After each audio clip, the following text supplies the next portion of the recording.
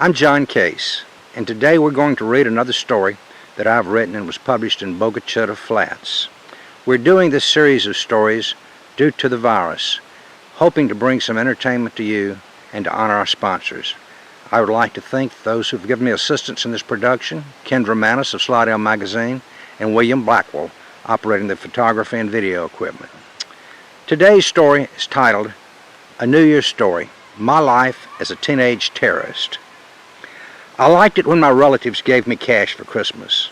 They probably gave me cash because they had no idea what a boy my age would want, or because they were too busy and did not have time to shop. I knew what I wanted and what I would buy with the cash. It would be fireworks. I loved fireworks almost as much as Purvis Smith loved his sawdust pile.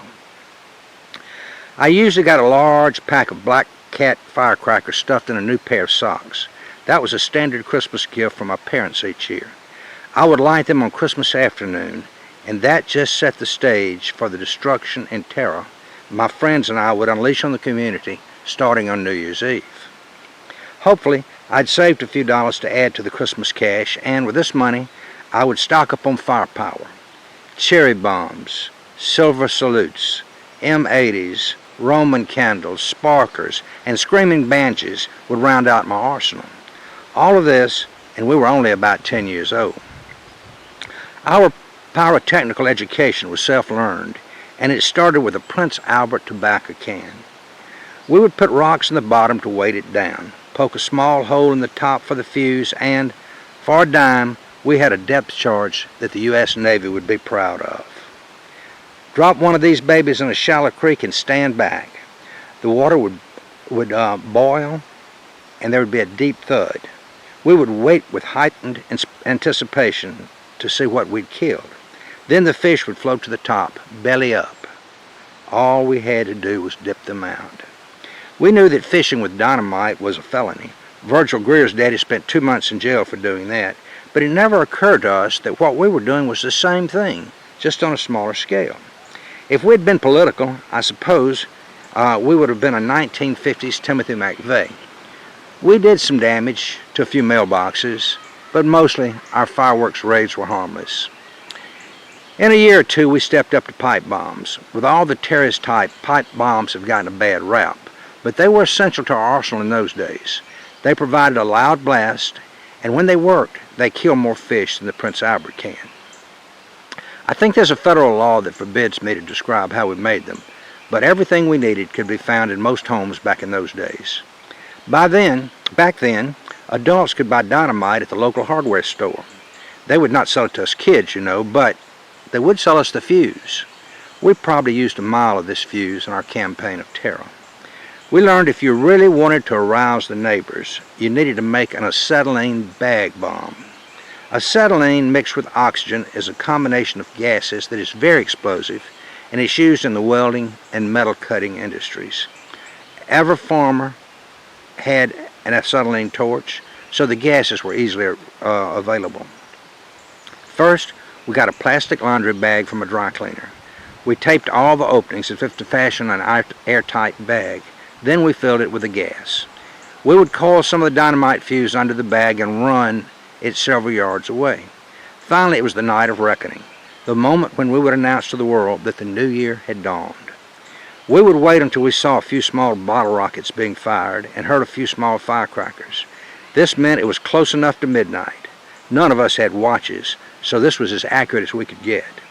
We would draw straws to see who would light the fuse, and while the sparkle of the fuse was racing towards the bag, we were running to put some distance behind us. Finally, there was an explosion. For a second, everything was dead silent. Our world was in shock. Then the world came alive with the barking of dogs, the screaming of neighbors, and cattle stampeding. Within minutes, pickup trucks were circling the area to see what had exploded and how much damage had been done. Some of these first responders would only be dressed in their night clothes. Our band of disturbers of the peace was hidden in a nearby culvert, watching and filled with pride on a job well done. We called this the moment of terror, and we must have done it for 5 or 6 years. Never did we do it in the exact same place, and never did anyone find out who was doing it. However, I'm thankful that they were suspicious. Next, we built hot air balloons. Again, we started with a dry cleaning bag and fastened a light circular wire to the mouth of the bag to keep it open. To this wire we attached a gondola made of aluminum foil, and we filled it with sterno. With luck, the heat-filled bag would ascend, and the glow of the flame flickered over the plastic bag and made it a ghostly sight as the wind took it across the sky. There were a lot of superstitious people that lived near us. We imagined that some people thought Jesus was descending on a pillar of fire, but mostly we just enjoyed the success of having it work successfully. When we were about 14, we decided that NASA had nothing on us. We would make a rocket. All the ingredients you needed to make the fuel could be bought at the local drugstore. No questions were asked regardless of age or how young you were. There were 3 main ingredients, which a wiser me refuses to divulge, as my grandchildren may read this someday and want to be just like their granddad. We did not hide our amateur rocketry, as we deemed it scientific. Our rockets had little or no science behind them. We would make the body of the rocket out of the cardboard center of a roll of paper towels. We would then line the interior and the exterior with aluminum foil to make it fire resistant. Finally, we would devise a nose cone and add some stabilizing fins. We would then pack it with powder, take it to the launch pad, which was commonly known as our front yard, and fire it up. Word got around about what we were doing, and it was not uncommon to have 30 or 40 spectators at launch time Saturday. There would be as many adults as children, and they mostly left disappointed.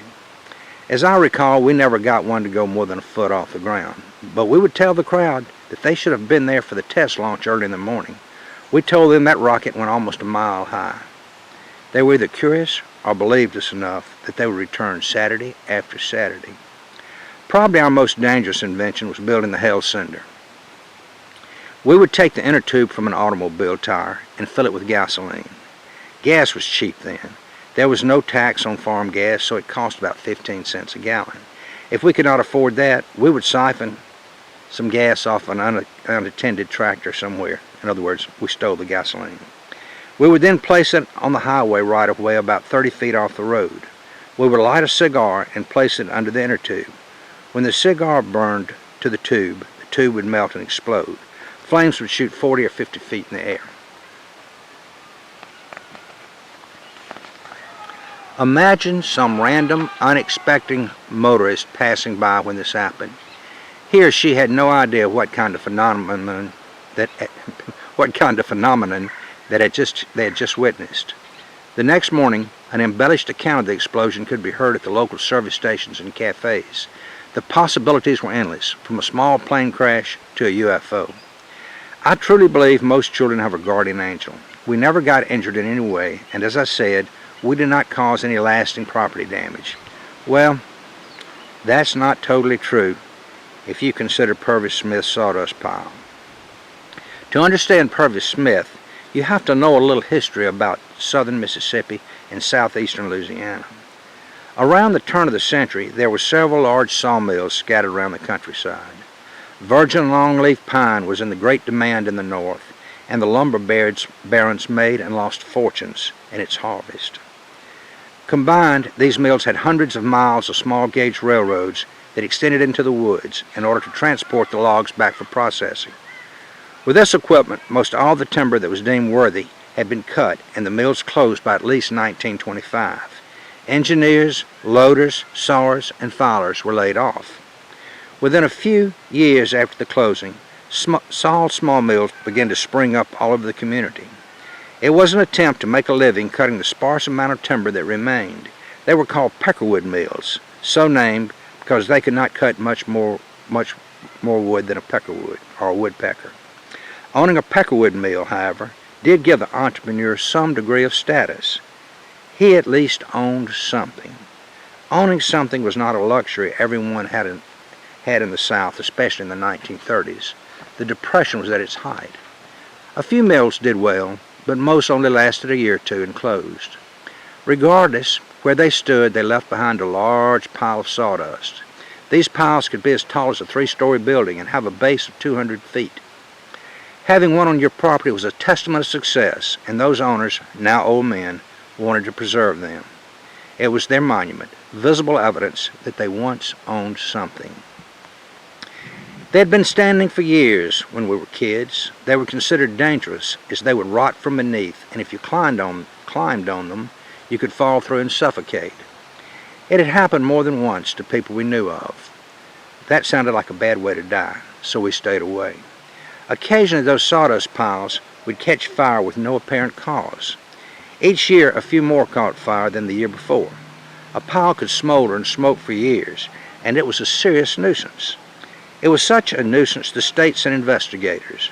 It was determined they were igniting due to spontaneous combustion. The heat produced by the rotting rich pine sawdust would finally catch fire. Purvis Smith had once owned a peckerwood mill. He probably never was a very likable person, but by now he was the most disliked man that you've ever met. He did not like kids. In fact, I'm not sure he liked anyone. He shot any dog that happened across his property, and if a neighbor's cow got out of its pasture, he would put it in his own pasture. By the time the owner found out where the cow was, Purvis would claim large boarding fees, and more likely than not, the farmer would just walk away. His wife had left him when his mill closed and ran off with one of the sawyers. Now he lived alone. From sun up to sundown, he sat on the front porch, watching his sawdust pile and a couple of dozen cows that he pastured. He was a bitter old man to say the least.